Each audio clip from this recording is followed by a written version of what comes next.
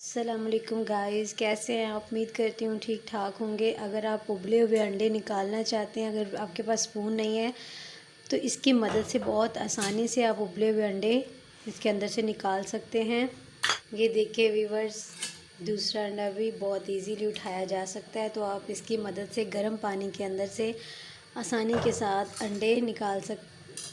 तो ऐसी कई छोटी छोटी टिप्स, हैक्स और ट्रिक्स देखने के लिए आप मेरे साथ रहिए और मैं आपको बहुत सी छोटी छोटी ऐसी टिप्स शेयर करूंगी जो यकीनन आपके लिए बहुत फ़ायदेमंद होंगी। जब भी आप आटा गूंदें तो आटा ना काफ़ी नए आटे की जो रोटी बनाना होता है ना, वो बहुत मुश्किल हो जाता है, खुश्क हो जाती है, रोटी अकड़ जाती है।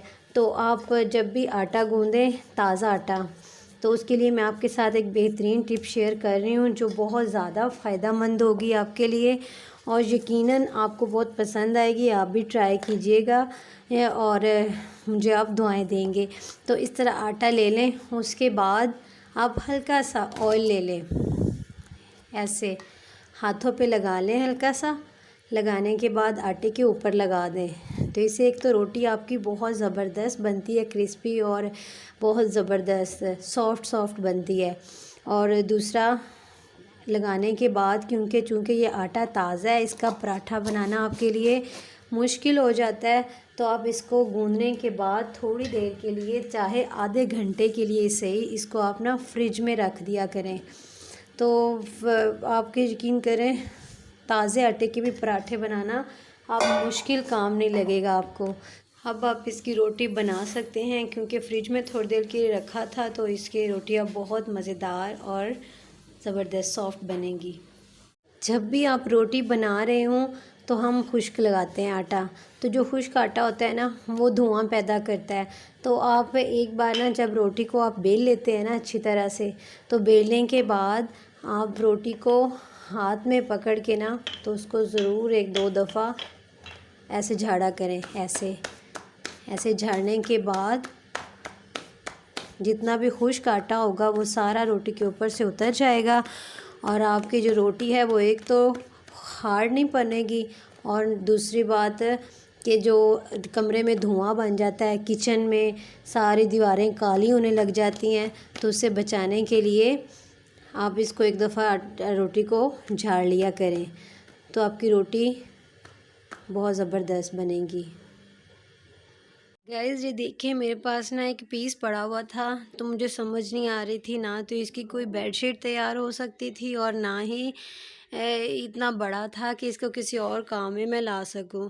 तो फिर मुझे ज़हन में एक जुगाड़ आया, तो मैंने सोचा है कि चले मैं आपके साथ भी इसे शेयर कर दूं। तो देखिए, मेरे पास इस तरह का टेबल सेट है, जिसको हम तरपाई सेट भी कहते हैं। दो छोटे टेबल हैं, एक बड़े साइज़ का है। तो मैंने क्या किया है कि मैंने इनको ना कट कर लिया है। इसके ऊपर ना दो फूल थे, तो ये स्टैंडर्ड टेबल जो होता है उसके लिए बेस्ट था। एक फूल ये था और एक फूल ये था। तो मैंने कहा कि ये जो है वो स्टैंडर्ड टेबल जो होता है ये उसके लिए बेस्ट है, क्योंकि ये वेलवेट में था, कपड़ा बहुत अच्छा था।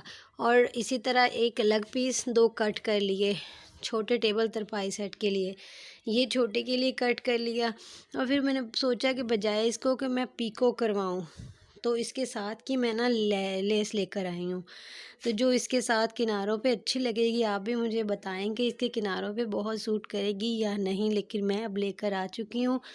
तो अब मैंने मशीन निकाली है, तो इस पे अब मैं इसको लगाऊंगी। उसके बाद इसको टेबल पे बिछाकर भी आपको दिखाऊंगी कि देखिए मैंने जो जुगाड़ लगाया है वो कैसा लग रहा है।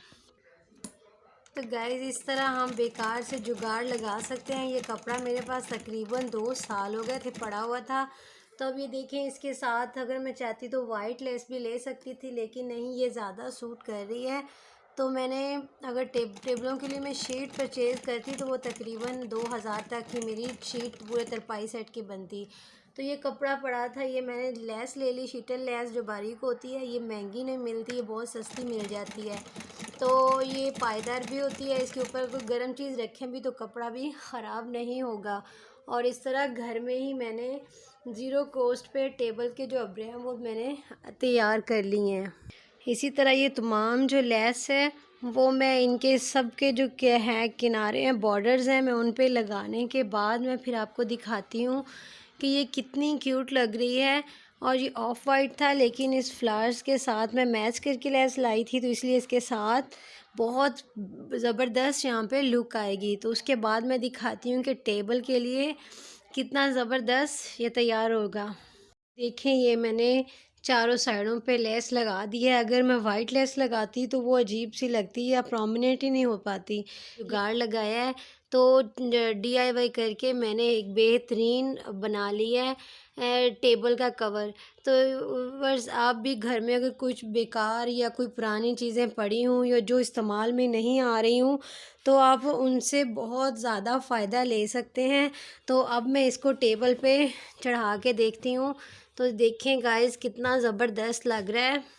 उसके साइडों से भी देखें और उसके ऊपर भी किया हुआ टेबल पे बहुत प्यारा लग रहा है। चारों साइडों से अच्छा भी लग रहा है दिखने में भी। तो अब इसके ऊपर मैं इसके ऊपर ना कुछ और भी, अगर आप थोड़ा सी ये खूबसूरती मज़ीद देना चाहते हैं, तो आप इसके ऊपर कुछ और भी चढ़ा सकते हैं। लाइक जिस तरह जैसे प्लास्टिक शीट होती है, शीशा प्लास्टिक शीट। और 2 साल हो गए थे पड़े हुए, मुझे समझ में नहीं आ रहा था। लेकिन अब जब से मैंने सीखा है कि जुगाड़ किस तरह लगाए जाते हैं, तो उसके बाद यकीन करें, मुझे काफ़ी ऐसी चीज़ें जो घर में जिन्हें मैं डिस्कार्ड कर दिया करती थी, अब उनसे मैं फ़ायदा उठाती हूँ।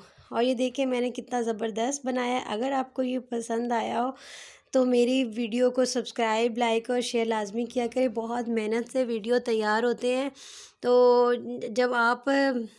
जब आप मुझे एप्रिशिएट करते हैं तो मुझे बहुत ज़्यादा मोटिवेशन मिलती है और मैं मज़ीद मेहनत के साथ वीडियोस तैयार करती हूँ। आप अच्छे कमेंट करें या क्रिटिसाइज़ करें, मुझे फिर भी खुशी होती है, क्योंकि उससे भी मुझे सीखने को ही मिलता है। तो आप मुझे इजाज़त दीजिए। नेक्स्ट वीडियो इंशाल्लाह फिर हाज़िर होंगी एक बात के साथ। खुश रहें, खुशियाँ बाँटें। अल्लाह हाफ़िज़।